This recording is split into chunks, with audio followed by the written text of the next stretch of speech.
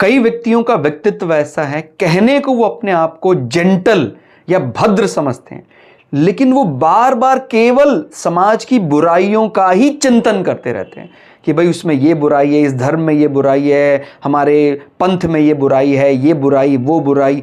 तो बार बार बुराइयों का चिंतन करते करते, बुराइयों के बारे बात करते, वो शेयर भी करेंगे तो ये नहीं कहेंगे कि हम में क्या अच्छाइयां हैं, हमारे समाज में, हमारे कुटुंब में, हमारी जाति में, हमारी बिरादरी में क्या अच्छाइयां हैं, इसके बारे बात नहीं करेंगे। वो यही बार बार विचार करते रहते हैं कि बुराइयां क्या हैं। तो बार बार उसका स्मरण करते करते करते वो स्वयं भी बुराई बन जाते हैं। तो ये बात हमेशा याद रखनी चाहिए, वो तो सदा रहा है, अभी से नहीं रहा है।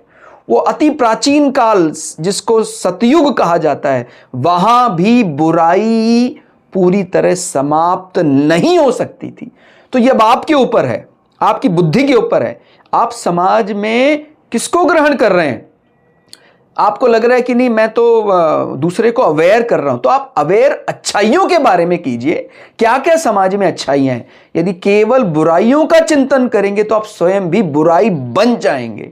तो यह बात अच्छी तरह समझिए, दूसरे को शिक्षित करने का यह कोई तरीका नहीं है। तो इसका माने तो संसार में आप खत्म हो जाएंगे, आपका जीवन खत्म हो जाएगा, आपकी बुराइयों की गिनती खत्म नहीं होगी। ठीक हो गया। तो ये ध्यान रखना है, संसार की सारी बुराइयां आप गिनते रहिए, खत्म नहीं होंगी। इसलिए इस प्रकार से विचार नहीं करना चाहिए, ये बुराई ये बुराई ये बुराई ये बुराई। इस प्रकार से विचार करना चाहिए, ये अच्छाई ये अच्छाई ये अच्छाई। तो जीवन सुधर जाएगा। और अगर आपने बुराइयां चिंतन करना शुरू किया, जीवन बिगड़ जाएगा।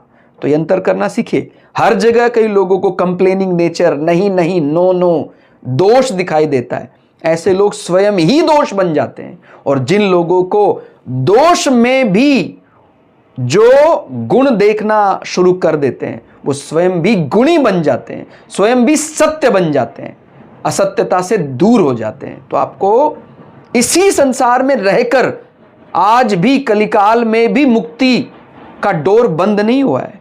आज इसी संसार में रहकर भी हम मुक्ति को प्राप्त कर सकते हैं, लेकिन हमारी दृष्टि तो वैसी होनी चाहिए। आप देखते ही केवल कंप्लेंट है, आप केवल देखते ही लाल घेरा है, आपको हर जगह दोष ही दिखाई देता है, आप मुक्त होने वाले नहीं है। चाहे आपको कलयुग में पैदा कर दे, चाहे सतयुग में पैदा कर दें। और अगर आपने गुण देखना शुरू कर दिया, अच्छाई देखना शुरू कर दिया, तो आपको चाहे कलयुग में जन्म मिले, चाहे सतयुग में जन्म मिले, आप एलिजिबल हैं मुक्ति के लिए। इस प्रकार के अपने जीवन को बनाएं और अपने जीवन से